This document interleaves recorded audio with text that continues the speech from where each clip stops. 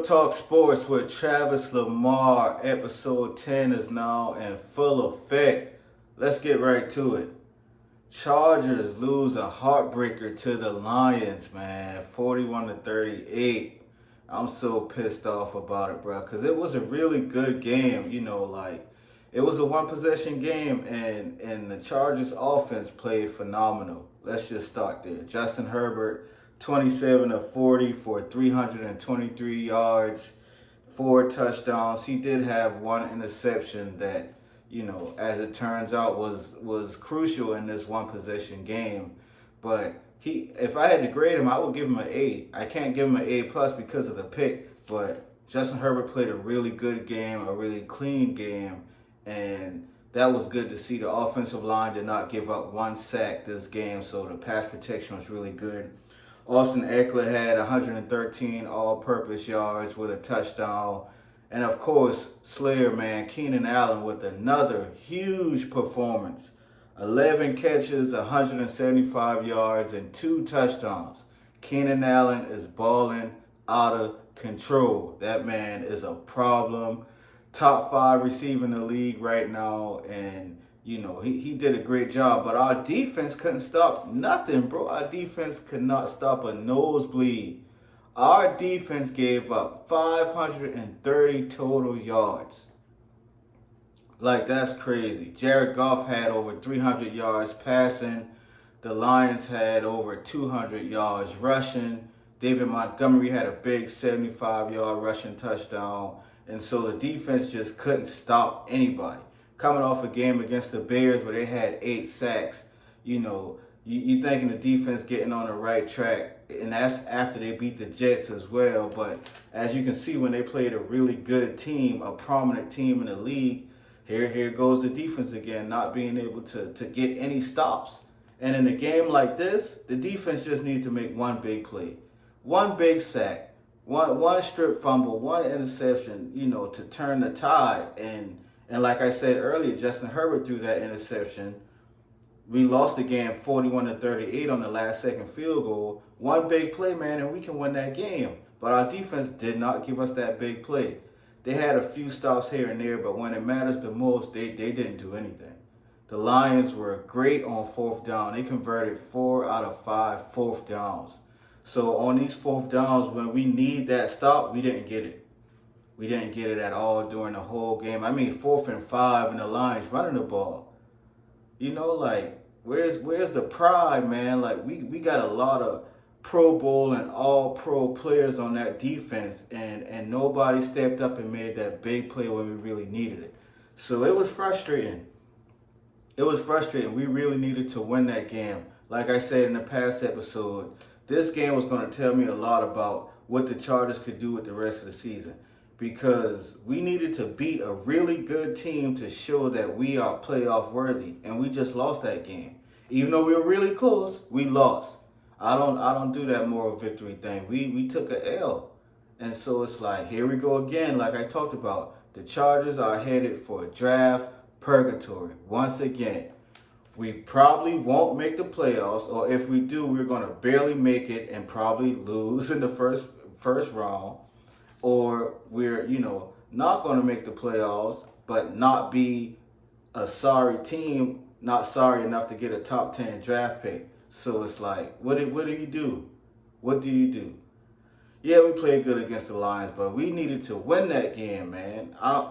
We needed to win that game, bro. We needed to win that game. It just sucks. It just sucks, and it's frustrating. We got the Packers next week. I mean, I'm not gonna be too discouraged. I'm not gonna be too discouraged because there's a good bit of football left. If we can, turn around and find ways to make winning plays, we could be all right. But I don't want to be that team who just sneaks in the playoffs and lose in the first round, or barely misses the playoffs and don't get a top 10 draft pick. And that's where we might be headed.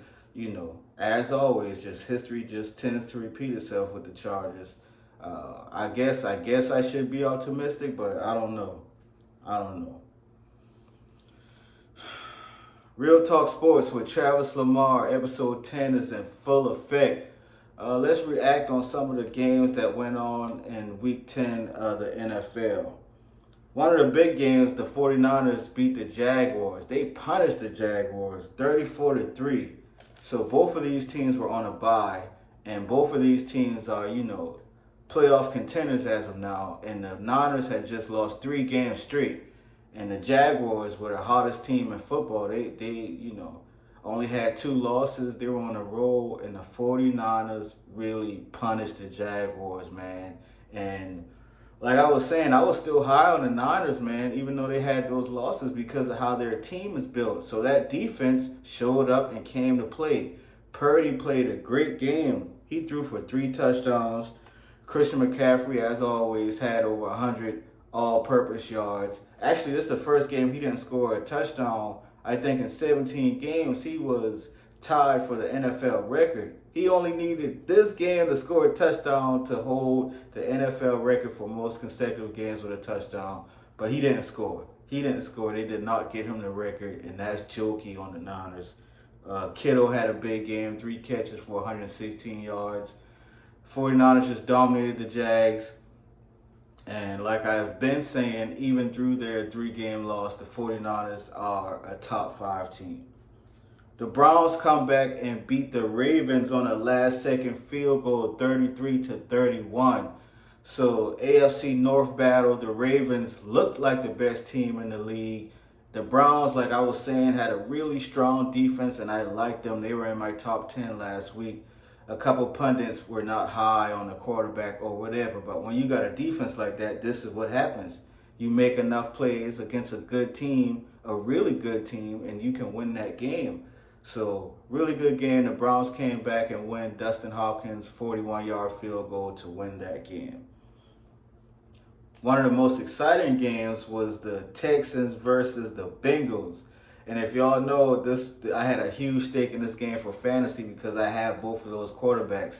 I started Joe Burrow, and both of their fantasy points was about the same. But C.J. Stroud led the Texans to a game-winning field goal and beat the Bengals 30-27. And C.J. Stroud, if you haven't heard, he is that dude. He is that guy. A lot of the experts were like, oh, the Cincinnati defensive coordinator going to have him figure it out and he going to throw some stuff at him. And C.J. Stroud handled it. He handled it 23 of 39 for 356 yards. He had 2 total touchdowns and 1 interception. So, wow, that gives him 2 whole interceptions on the year. Like, that dude's phenomenal, man. He has great pocket awareness and pocket presence and great accuracy. And he led the Texans against a really good Bengals team, and he got that win. The Texans are 5-4 right now, so you got to really look out for them to be in playoff contention, like for real. Joe Burrow went 27-40 for 347 yards, 2 touchdowns, 2 interceptions. Jamar Chase, 5 catches for 124 yards and a touchdown. And Tyler Boyd, 8 catches, 117 yards. But he dropped a touchdown in the 4th quarter with under 3 minutes left that would have put, the Bengals up and forced the Texans to have to score a touchdown. He dropped it. He dropped it in the end zone wide open. And so they kick a field goal that tied the game, and C.J. Stroud, eventually led the game-winning drive to get a field goal. But that drop by Tyler Boyd was crucial, man. That lost the game low-key. Like, for real. But it was a good game, and C.J. Stroud, y'all, has arrived. In the last game I want to touch on, man, the Dallas Cowboys punished the New York Giants 49-17. Chris Broussard, first things first, one of my guys, man, that I follow, like, he said it. The Cowboys punish sorry teams. Take the Cardinals game out of it. Every team has it, a game that they don't just show up. But when Dallas plays sorry teams, they punished. And they punished the Giants. Dak Prescott is looking like an elite quarterback. Like, that boy is throwing that ball. Dak Prescott, 26-35 for 404 yards. 4 touchdowns and 1 interception. Like, that's crazy numbers, bro. That's crazy numbers. C.D. Lamb, top 5 receiver. C.D. Lamb, 11 catches, 151 yards, 2 total touchdowns. 88 is going crazy. That dude is balling, bro. I've been saying it for weeks. Get your athlete the ball, and when teams get their top athlete the balls, good things happen. It just happens, and they targeting CD heavy, and he's rewarding them. He is rewarding them, and Brandon Cooks is now getting going. Cooks had 9 catches for 173 yards and a touchdown. So it seems like the Cowboys has really figured out how to work CD and Cooks together, and Dak is cooking, bro. Dak cooking. So the Cowboys punish another sorry team, and we'll see how well this continues for the Cowboys. Real Talk Sports, episode 10 with Travis Lamar. Appreciate y'all tapping in. Thank you so much for your time. Just a quick little Lakers update. We are now 5-5, a 500 team. So not a great start, but not the worst start possible. LeBron James is dealing with a calf injury right now, so he did not play the last Laker game against the Trailblazers, but the Lakers got the dub. Lakers beat the Trailblazers 116-110 without LeBron James. So that's a good sign. Even though the Trailblazers are not an amazing team, a win is a win.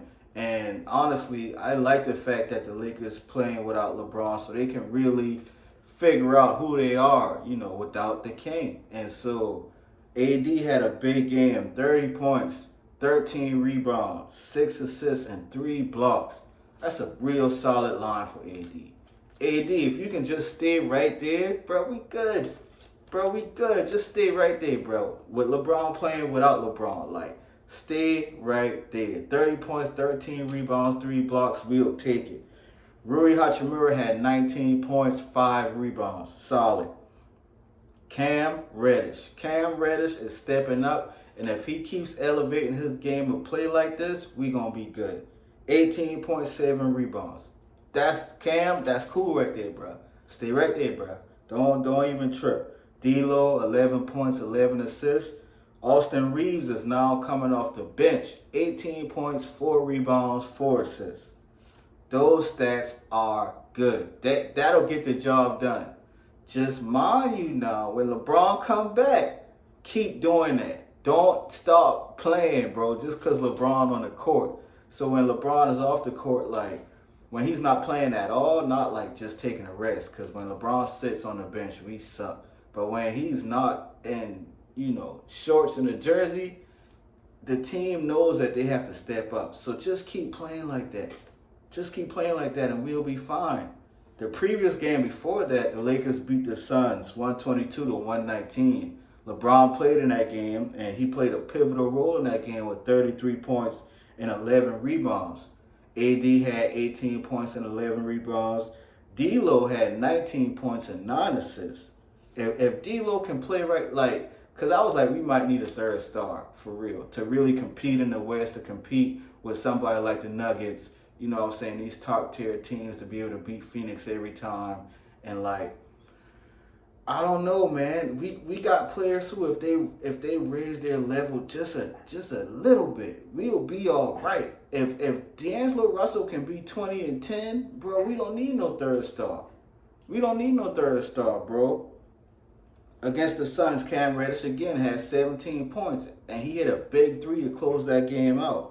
AR-15 had 15 points. So if we can get those role players to stay in that zone, the Lakers will be fine, y'all. We'll be fine. Lakers Nation were kind of panicky and tripping. It's early in the season, and we just figuring things out. But if our role players and AD, my gosh, just the fact that I'm trying to, have faith in AD just make me nervous, boy, because that dude there, you never know what you're going to get. But as of now, we 5-5. Lakers coming off a 2-game win streak, so hopefully we can keep that going. Real Talk Sports with Travis Lamar, episode 10, the Lady Gamecocks. Currently ranked number 6. When those new rankings come up, we'll definitely move up for sure. Defeated Maryland, who was ranked number 14. They defeated them 114-76. And it was a solid game across the board. I think 7 or 8 Lady Gamecocks scored in double figures. Camila Cardosa, 12.7 rebounds. Tahina Pow, 14 points, 8 assists, and she shot 50% from three-point range again. Going to keep, making mention of that because perimeter scoring is key to balance out our paint play. Kicks, 13 points, 10 rebounds. Watkins, 13 points, 11 rebounds. Malaysia Fowali, 12 points. So the points have been spread across the board, and this is the team that you're going to get this year. You're not going to have that, one superstar, dominant All-American that the Gamecocks have usually put out on the floor. It's going to be more of a team game, and it's going to be spread, across the roster. And we just have to continue to play team basketball. Coach Dawn Staley is going to have those, young ladies in a great position to be successful game in and game out. And so, I'm excited about the year. It's going to be, interesting to see how we really match up with the perennial, programs in the NCAA. We just beat 2 top 20 teams. Notre Dame was ranked number 10. Maryland was ranked number 14. We beat both of those teams handily. But, once you get into that top 5 realm, then we'll see, how we stack up. So I'm excited to see, the Lady Gamecocks season progress throughout the year. The big thing about this game for me was the fact that the University of South Carolina retired Tiffany Mitchell's jersey against the Maryland Terrapins that game. And according to Dawn Staley, she refers to Tiffany Mitchell as her firstborn when it comes to South Carolina women's basketball. Tiffany Mitchell was that first, great player that Coach Dawn Staley, coached and got into the program to really lay this foundation that we see here today. And it's important to, give flowers where flowers are due. And Tiffany Mitchell definitely deserved those flowers because she was a straight out baller for the Gamecocks. And she led the Gamecocks to their first Final Four appearance. You know what I'm saying? And I really enjoyed watching Tiffany play because she just put the ball in the basket, man. She was a perimeter guard. She was a scorer. She was a hard worker, and she got buckets, bro. Plain and simple. She got buckets, and she did it with style, and she did it with swag and grace. And so I appreciate everything that Tiffany Mitchell did for the Carolina Gamecocks program. She was the SEC Player of the Year twice. She was a 3-time All-American, and like I said, she led us to our first Final Four. And she was the only South Carolina player to record 1,500 points, 300 assists, and 200 steals in her career at South Carolina. So a huge shout out to Tiffany Mitchell. We appreciate you here at Gamecock Nation for everything that you did for the program. And now she's in the WNBA playing with the Minnesota Lynx. So that was a great, experience to see the Gamecocks, honor her. I wish I was there at Colonial Life when it happened, but when I go back, that jersey will definitely be in the rafters. So shout out to Gamecocks. Real Talk Sports, episode 10 with Travis Lamar. Thank you so much for your time. Thank you for your energy. Appreciate you. Until next time.